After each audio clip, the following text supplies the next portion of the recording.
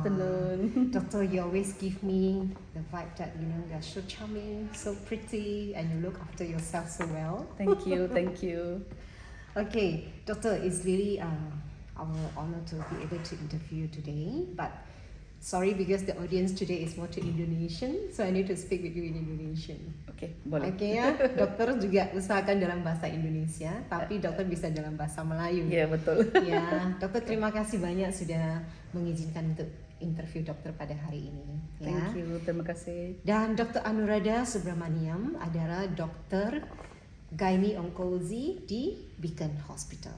Ya, dokter mungkin dokter bisa sharing sedikit tentang spesialis dokter. Saya jaga bahagian sakit puan dan perbidanan dan subspecialist dalam gynae onkologi. So saya akan tengok semua pesakit gynae, gynae basic problems semua pun saya akan tengok juga, dan juga gynae cancer. Saya akan buat pembedahan gynae cancer, management gynae cancer semualah. I see.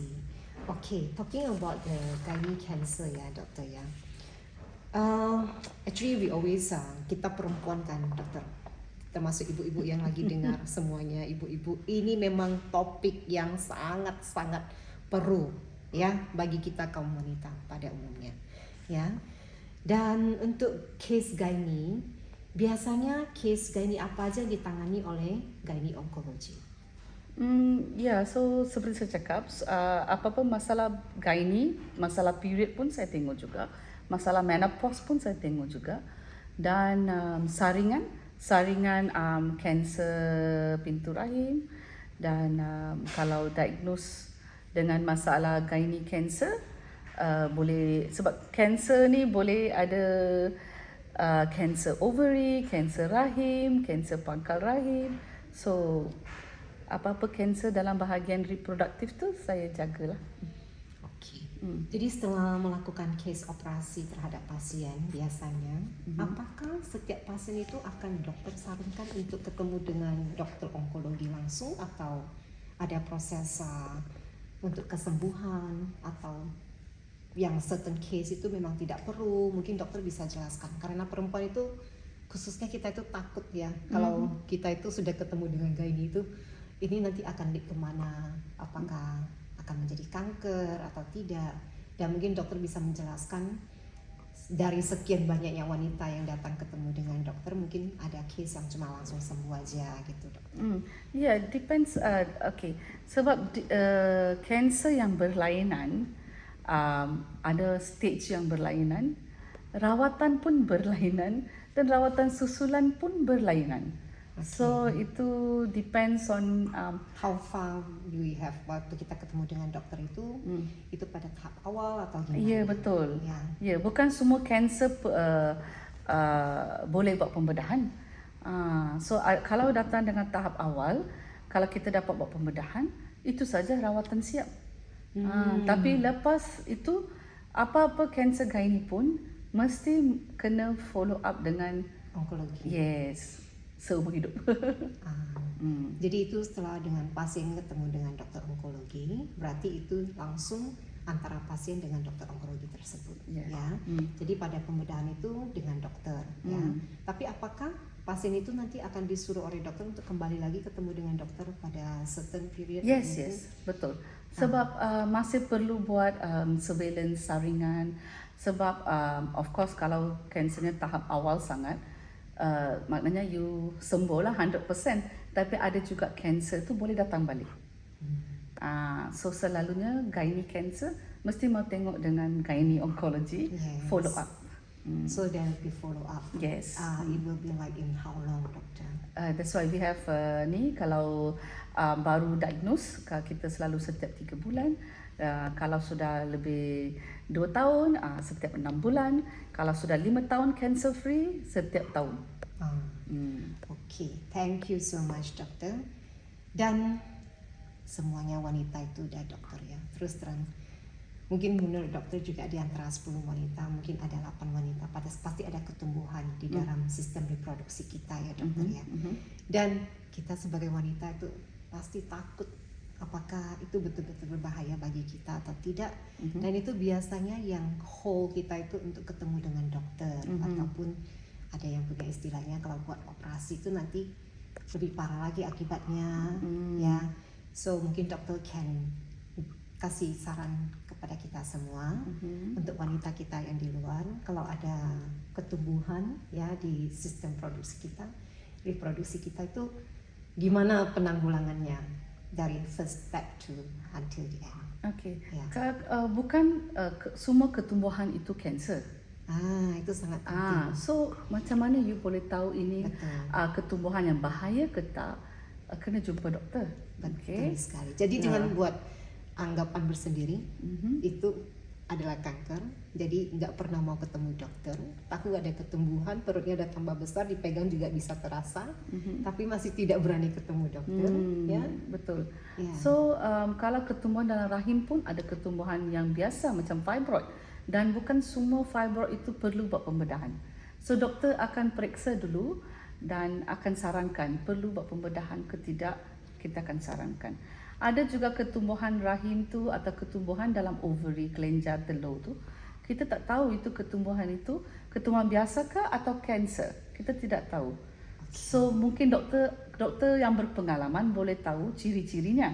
Jadi biasanya dokter akan jelaskan kepada pasien. Yes, kita kena buat maybe saya akan buat ultrasound, dan saya akan buat beberapa tes darah, dan kalau perlu mungkin CT scan, dan baru boleh saya beritahu pesakit perlu pembedahan. Kalau pembedahan tu saya suspek kanser ke tidak, tapi selepas buat pembedahan dan report keluar, baru boleh 100% tahu ini kanser ke tak. Okey, dokter. Salah satunya juga, I think kita sebelum ketemu dokter, bagi kita ibu-ibu ya, kita juga mesti tahu juga apa dari kondisi yang bagaimana baru kita itu perlu diangkat rahim kita. Ya, kadang-kadang mungkin kita ketemu dokter satu, entah umpamanya lah ya, dokter ini langsung menyarankan kita untuk angkat rahim kita, sedangkan mungkin umur saya itu atau umur teman saya itu baru 39 tahun dokter, dan masih mau melahirkan kemungkinan, ya kan.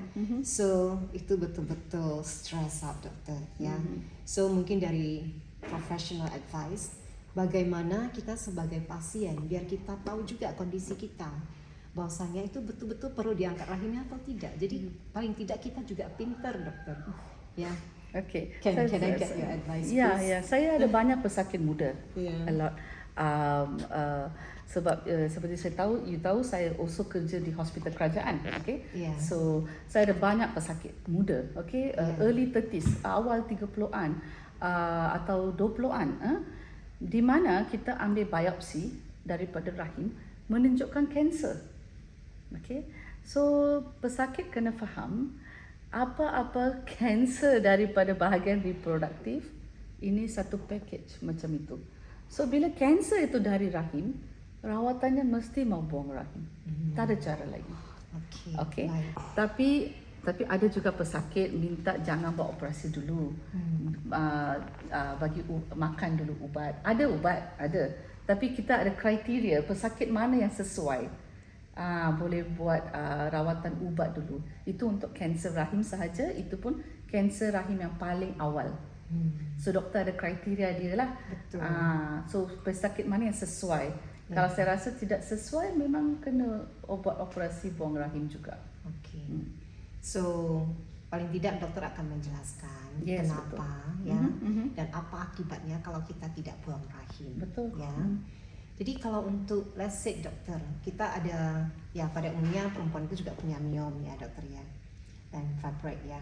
Okay. So kalau ketumbuhan itu di posisi yang mungkin tidak berbahaya atau tidak, itu berarti kita tidak perlu sampai masih buang rahim gitu ya dokter ya. Iya betul, betul. Kalau dia ketumbuhan biasa saja seperti ketumbuhan fibroid dan dia tak besar, doktor rasa dia tak akan mengganggu untuk you mengandung, dan doktor tak akan buat apa-apa. Okay. So if you have problem dengan you punya period, okay. So ada wanita ada masalah period tak normal. Katakanlah period tu tak teratur, berpanjangan, period very heavy ya, ketul-ketul darah keluar, dan sakit yang sangat sakit perut. Lepas tu kalau dah selepas berhubungan seks keluar darah, itu semua tanda-tanda tidak normal. So apa-apa tanda yang tidak Ini normal. mesti ditulis ini semua. Ya, doktor. Yeah. So actually pesakit wanita boleh tahu kan apa macam mana rasa badan dia orang. Yeah. Kalau you rasa abnormal, Abnormal then what you should. yes, then you should. Okay. Seperti saya cakap, apa-apa abnormal, abnormal period, abnormal bleeding, sakit perut, you rasa perut kembung, perut, anything you rasa tak macam biasa, perlu jumpa doktor. Dan daripada banyak-banyak kanser gynae ni, hanya kanser cervix sahaja is preventable. Boleh dielakkan. Macam mana boleh dielakkan? Saringan. Kena buat saringan. Okay. So yang doktor sarankan sebagai pap smear itu, Ya, betul. pada umur berapa tu mesti dibuat, doktor? Okay, so pap smear ni hanya kepada wanita yang sudah berhubungan seks. Okay. Okay, dari mula umur 21 tahun sampai umur 65 tahun, setiap 3 tahun. You see, that's something preventable, so Yes. we must do it. Yes, Yes. betul. Okay. Thank you so much, Dr. Anuradha. Thank you for your time today with us. Okay, I hope that this is benefit everyone. Yeah, then Doctor, maybe we will have a second session because actually Dr. Anuradha is actually a very good doctor that in IG, in TikTok, yeah, Doctor, yeah. So you can find our Dr. Anuradha in her profile as well, yeah, to get to give her any inquiries that you think that you need to PM her, yeah. Okay, thank you so much, Doctor. Thank you, Yes. thank you, terima kasih. Okay, bye. Bye.